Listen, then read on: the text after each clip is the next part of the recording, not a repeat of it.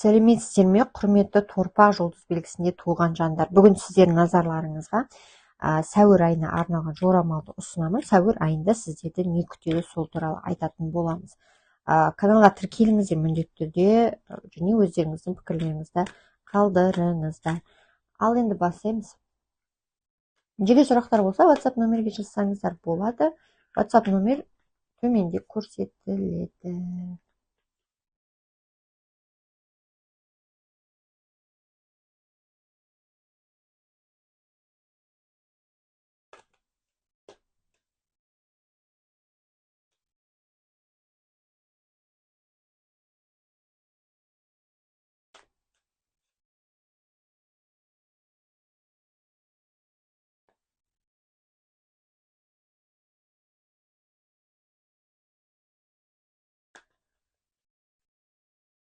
Бірінші карта. Бірінші карта, яғни көріп тұрғандарыңыздай, бұл картада вообще бастамалар, жақсы бастамалар, жақсы эмоциональный бастамаларды білдіреді. Бұл картамен енді қараңыз, бұл карта жалпы адамның өміріндегі тыныштық күйді білдіреді. Адамның көңіл күйінің тыныш, жақсы болуын білдіреді. Яғни сіз эмоциональный әдемі жағдайдасыз, Жақсы бастамалар, өте жақсы бастамалар дегенде вообще махаббатқа қатысты жақсы бастамалар болуы мүмкін.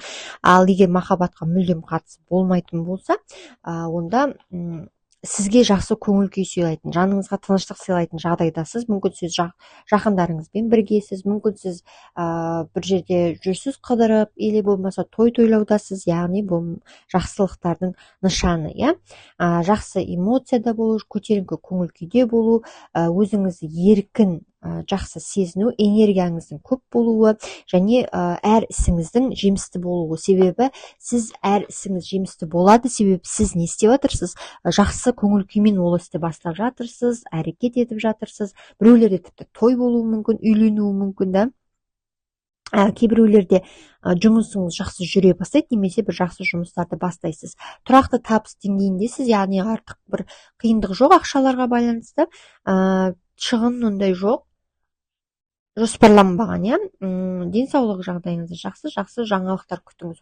Хабарлар келеді, таныстықтар болады, достық таныстықтар, жұмысқа қатысты таныстықтар, іскерлік, и махаббатқа қатысты болуы мүмкін. Күшті карта, вообще керемет карта. Енді сіздер жалпы біріншіден өте вообще сіздер негізінде картаңыз өте жақсы, Сіздер біріншіден эгоист, өте өздерін ғана ойлайтын, көп жағдайда өздерін ғана ойлайтын, тек қана өзімен жақындарын ғана ойлайтын адамдарсыздар, и сіз сондай деңгейде әдемі өзіңізді ұстайсыз, сондай бір тыныштықта, қуанышта, бос, еркін ұстайсыз өзіңізді, шабытыңыз керемет, өз-өзіңізді жақсы көріп, эмоциональный өз-өзіңізге көңіліңіз толып, сондай деңгейде жүресіздер.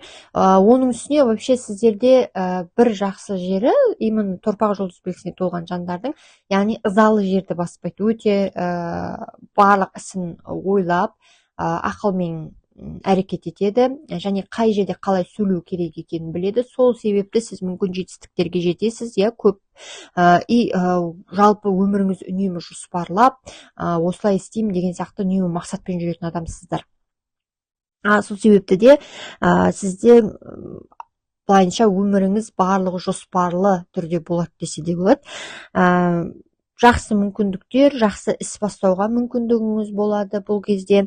Гармонияда жүресіз өзіңізбен өзіңіз, жақсы мүмкіндіктер, жақсы характерде ондай бір қиындық жоқ. Тіпті сізге айтады, жігерлікпен прям характерді көрсету керек дейді.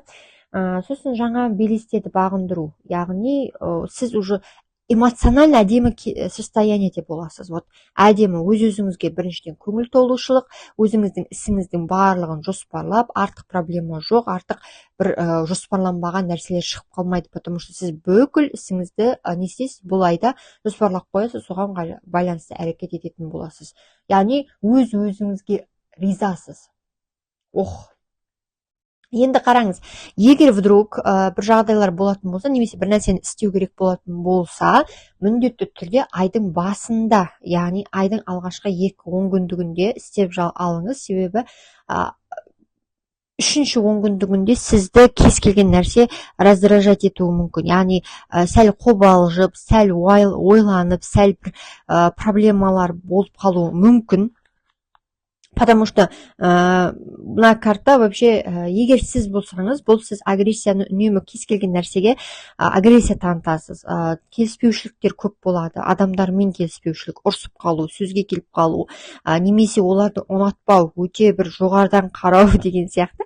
Вообще сіздердің типтеріңіз сондай, адамға жоғарыдан қарайды. Но сіздер өздеріңіз оны байқамайсыздар, бірақ сондай самооценкаларыңыздың үлкендігі соншалық сіздерде ондай қасиет өте күшті. Өте күшті дамыған. Енді слишком самовлюбленныйсыңдар, иә.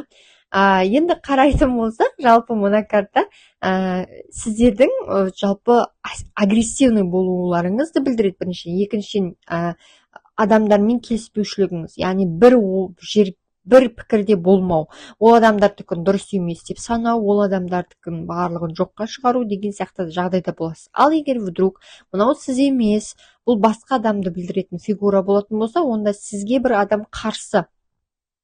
Екеулеріңіздің ойларыңыз екі жақтан келіп тұр. Бұл көбінесе жұбыңыз болуы мүмкін, потому что жұбыңызбен сіз бір нәрсеге келісе алмай тұрсыздар, иә.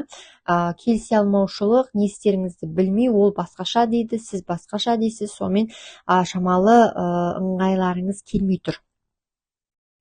Сосын бұл қарым-қатынаста көбірек шығатын карта, если вдруг қарым-қатынас болатын болса, қарым-қатынасқа байланысты шығып жатса, сіз соңғы айдың 10 күндігінде екінші жұбыңызбен ұрсып қалуыңыз мүмкін, келіспеушіліктер көп болып қалуы мүмкін, и екі жақта жүруіңіздер мүмкін. Кейбір адамдар, бәрің емес, кейбір адамдар екі жақта жүреді.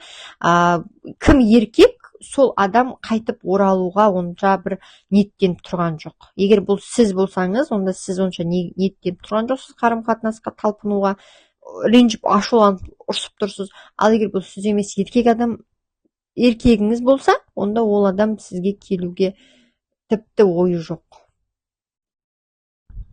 Айтып тұрмын, тіпті ойы жоқ, мынау тіпті эмоционально кетуді білдіреді. Бұл кету тіпті жақсы дейді. Себебі сіздер өзгерісті, кейбір адамдар өзгерісті қаламай жүреді, бірақ болу керек өзгеріс, ол түптің түбінде болады. Және бұл осознанно адамның өзінің жалғыздықта қалуын білдіреді. Яғни осознанно дегенде сіз ол адаммен қанша бірге болғыңыз келсе де, немесе бір жерде жұмыс істегіңіз келсе де, немесе бір жұмыстан кеткіңіз келмесе де, сіз дамуыңыз үшін, немесе өзіңіздің ісіңізді бастау үшін сізге кету керек екенін сіз түсініп тұрсыз. Және басқа іс бастау керек, басқа жерге кету керек, басқа өмір бастау керек деген сияқты жағдайда тұрсыз. Эмоционально өте бір сондай состояние. Негізі эмоцияның айы болайын деп тұр сізге. Қалай болғанда да эмоцияңыз түрлі деңгейде құбылайын деп тұр сіздің. Бір моменттерде қуанышты болып жүресіз, бір моменттерде ойға шомылып кетесіз. Сіздер үнемі ойға шомылып жүресіздер, потому что сіздердің типтеріңіз сондай да. Мен осы жолы сіздердің мінездеріңіз туралы көп айтып кеткен сияқтымын да. Енді өзгерістер, жаңа мүмкіндікте, жаңа өмірлік кезең басталады сізде, және соны сіз осознанно өзіңіз қалап жасайсын боласыз. Жаңа өз-өзіңізді іздеу, тіпті жол сапарға, жұмысқа байланысты сапарға шығуыңыз мүмкін, жол жүру, командировкаге бару деген сияқты болуы мүмкін.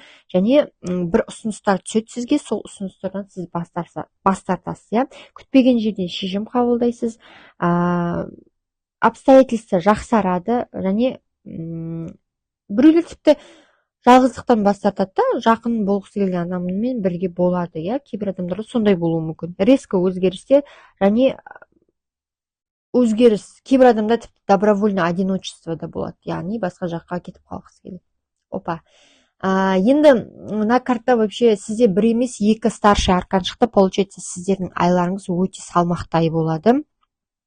Бір жағынан тыныш сезініп тұрасыз, бір жағынан сізде уайым мен қорқыныш жоқ емес бар. Или сіз өзіңізді салмақты сезініп тұрған сияқты көрсетесіз, бірақ негізінде уайымыңыз ішіңізде бар, иә. Сондай сияқтыны білдіреді. Енді бұл карта вообще күмәнданғаныңыз өте дұрыс, себебі күмәндану бұл